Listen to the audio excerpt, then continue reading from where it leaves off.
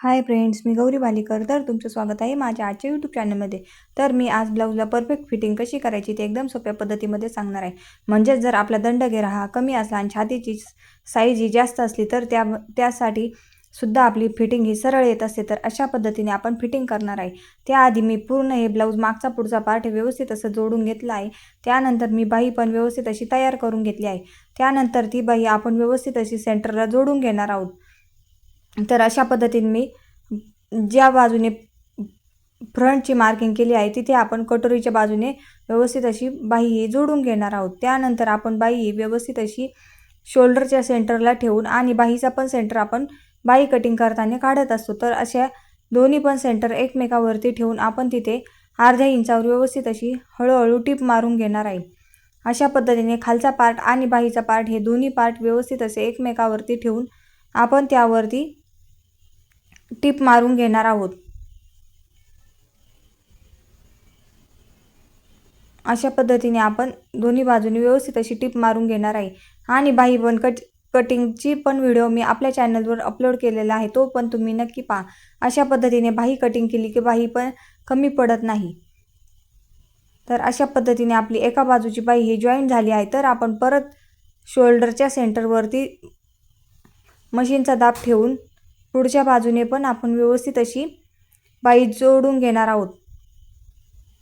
तर आपण बाही जोडताना बाही ही खूप अशी ताणल्या पण जाणार नाही, अशा पद्धतीने आपण बाही जॉईंट करत असतो. तर अशा पद्धतीने आपण व्यवस्थित अशी पुढच्या बाजूने पण बाही व्यवस्थित अशी जॉईंट करून घेतली आहे. आणि आपण एकदा बाही जॉईंट केली की आपण त्यावरती डबल शिलाई मारून घेत असतो, त्यामुळे बाही ही आपली एकदम पॅक होते. तर अशा पद्धतीने आपण त्यावरती परत एक टिप मारून घेणार आहोत.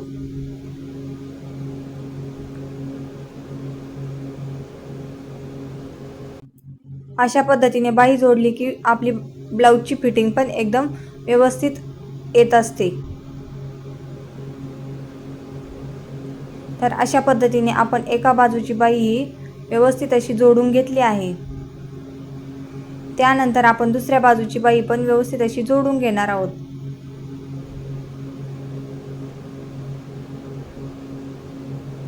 तर अशा पद्धतीने आपण दुसरी बाही पण दुसऱ्या पार्टवर व्यवस्थित अशी ठेवून घेणार आहे. जिथे शोल्डरचा सेंटर आहे तिथे बाहीचा पण सेंटर व्यवस्थित दोन्ही पण व्यवस्थित असा एकमेकावरती ठेवून आपण आधी पुढचा पार्ट हा व्यवस्थित असा जोडून घेणार आहोत. तर अशा पद्धतीने आपण व्यवस्थित अशी त्यावरती अर्ध्या इंचाची शिलाई देऊन घेणार आहोत. आणि इथे बाही पण आपल्याला कुठे कमी पडलेली नाही. तर अशा पद्धतीने आपल्या दोन्ही पण बाह्या व्यवस्थित असे जॉईंट करून झाले आहे. तर अशा पद्धतीने आपण व्यवस्थित असा बाही पण जोडून घेतली आहे. आणि सेंटरवरती सेंटर शोल्डर ठेवून आपण व्यवस्थित अशी फिटिंगची टिप सुरुवातीची फिटिंगची टिप मारून घेणार आहे. अशा पद्धतीने आपण फिटिंग केली की आपल्याला वर लॉकच्या मशीनची सुद्धा गरज पडत नाही आणि आपले दोरे सुद्धा निघत नाही. तर अशा पद्धतीने आपण पूर्ण पॅक बंद ही फिनिशिंगमध्ये फिटिंग करून घेणार आहे. तर आपला बॅक पार्ट आणि फ्रंट पार्ट दोन्ही पण एकमेकावरती व्यवस्थित ठेवून घेतले आहे. आणि तिथे आपण सुरुवातीला पाव इंचावरती एक सरळ टिप मारून घेणार आहोत. त्यानंतर आपण जी बाही जॉईंट केली आहे ती व्यवस्थित एकमेकावरती ठेवून घेणार आहे आणि मग त्यावरती आपण टिप मारून घेणार आहोत. तर अशा पद्धतीने आपली एका बाजूची सुरुवातीची फिटिंगची टिप मारून झाली आहे. तर ही फिटिंगची टिप आपण सुईच्या बाजूनेच म्हणजेच ब्लाऊज पीसच्या सरळ भाग आहे त्यावरती व्यवस्थित अशी आपण सुरुवातीची एक टिप मारून घेत असतो. तर अशा पद्धतीने आपण टिप मारून घेतली की ब्लाऊजला एकदम व्यवस्थित फिनिशिंगमध्ये आपली फिटिंग पण दिसत असते. त्यामुळे आपले कस्टमर पण वाढत असतात आणि ब्लाऊज फिटिंगला छान बसत असतो. तर अशा पद्धतीने आपण ही बाही पण व्यवस्थित अशी शोल्डरपाशी व्यवस्थित करून दोन्ही बाही एकमेकावरती ठेवून आपण राहिलेलं जे एक्स्ट्रा कापड आहे ते पण व्यवस्थित असं कट करून घेणार आहोत.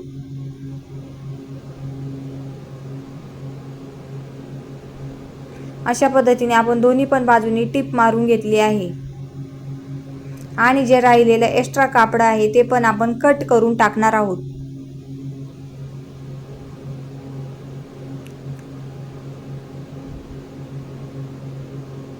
त्यानंतर आपण ब्लाऊज हे उलट करून ठेवलं आहे आणि व्यवस्थित त्याची फिटिंगची मार्किंग करून घेणार आहे। तर अशा पद्धतीने आपले जे मापाचं ब्लाऊज आहे त्यावरती आपण व्यवस्थित अशी मापे घेणार आहोत आणि त्यानंतर आपण ब्लाऊज वरती तेच मापे व्यवस्थित असे टाकून फिटिंग करून घेणार आहोत। तर अशा पद्धतीने या ब्लाऊजचा दंडघेर हा आपला 6 आहे। तर तिथे आपण व्यवस्थित अशी खडूने मार्किंग करून घेणार आहोत। त्यानंतर आपण शोल्डर पाशी टेप ठेवून व्यवस्थित अशा फिटिंगच्या टिप पाशी टेप ठेवून घेतला आहे आणि आपला मोंढा हा 8.25 आला आहे आणि आपली छातीपासून हुकच्या पट्टीपासून छाती ही 10 इंच आली आहे। तर अशा पद्धतीने आपण व्यवस्थित असा मोंढा हा 8.25 इंचावरती टेप ठेवून तिथे आपण व्यवस्थित अशी मार्किंग करून घेणार आहोत। तर आपण इथे काचपट्टीपाशी पण व्यवस्थित असं चेक करून घेणार आहे। तर इथे पण आपली 10 इंचावरती टिक मार्क आली आहे। तर आपण दुसऱ्या बाजूने पण व्यवस्थित अशी फिटिंगची मार्किंग करून घेऊ। तर अशा पद्धतीने या बाजूचा दंडघेर पण 6 इंच आहे। त्यानंतर आपण मोंढा पण लगेच मोजून घेणार आहोत।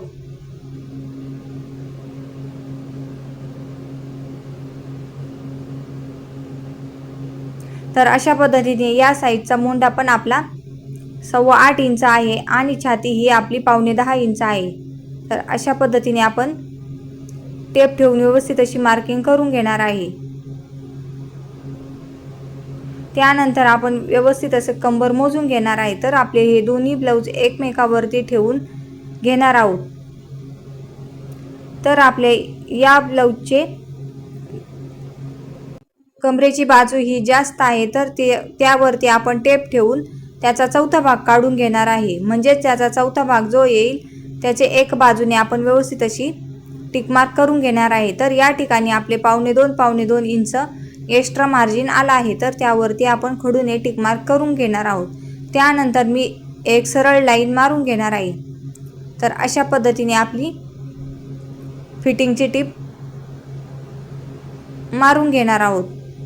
तर त्याच पद्धतीने आपण दुसऱ्या पण बाजूला व्यवस्थित अशी लाईन मारून घेणार आहोत। त्यामुळे लाईन मारली की आपली त्यावरती फिटिंग पण एकदम व्यवस्थित आणि ॲक्युरेट येते।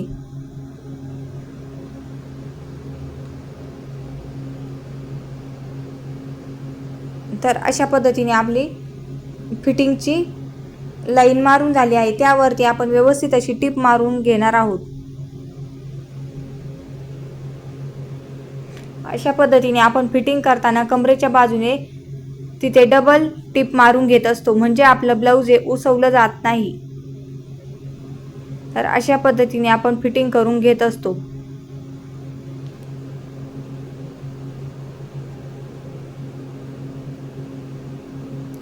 तर अशा पद्धतीने आपण फिटिंग करून घेतली की तिथे परत एक आपण टिप मारून घेणार आहोत। म्हणजे आपल्याला ब्लाऊज हे टाईट किंवा लूज झालं तरी आपण एखादी टिप उसवू शकतो। तर अशा पद्धतीने आपण ब्लाऊजला 4 टिपा मारून घेतल्या आहेत। तर आपण दुसऱ्या पण बाजूने व्यवस्थित अशा टिपा मारून घेणार आहोत। तर अशा पद्धतीने इथे बाहीपाशी पण मी इथे डबल टिप मारून घेतली आहे आणि व्यवस्थित असं खालच्या वरचं कापड हे एकसारखं करून आपण त्यावरती पण व्यवस्थित अशी टिप मारून घेणार आहे।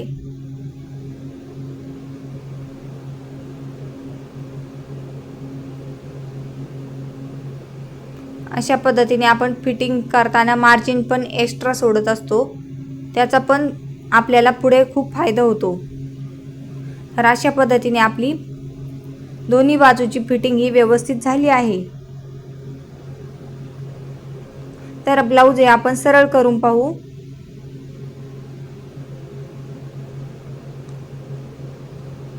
तर ही ब्लाऊज फिटिंगची सोपी पद्धत तुम्हाला कशी वाटली नक्की सांगा आणि आपल्या चॅनलला लाईक शेअर सबस्क्राईब करा. तर अशा पद्धतीने आपण हे ब्लाऊज सरळ करून घेतलं आहे व्यवस्थित असं, आणि दोन्ही काचपट्टी आणि हुकपट्टी एकमेकावरती ठेवून घेतली आहे. त्यानंतर आपली ई टिप पण एकदम सरळ आणि करेक्ट आली आहे. अशा पद्धतीने कुठे कमी जास्त कापड पण गुंतलं गेलं नाही आणि गळा पण व्यवस्थित असा गोल तयार झाला आहे. अशा पद्धतीने आपण बाही पण लगेच शोल्डर बाही पण व्यवस्थित अशी एकमेकावरती ठेवून चेक करून घेणार आहोत कुठे कमी जास्त आहे का. तर अशा पद्धतीने आपण ब्लाऊजची व्यवस्थित अशी फिटिंग करून घेत असतो. ही पद्धत खूप सोपी आहे.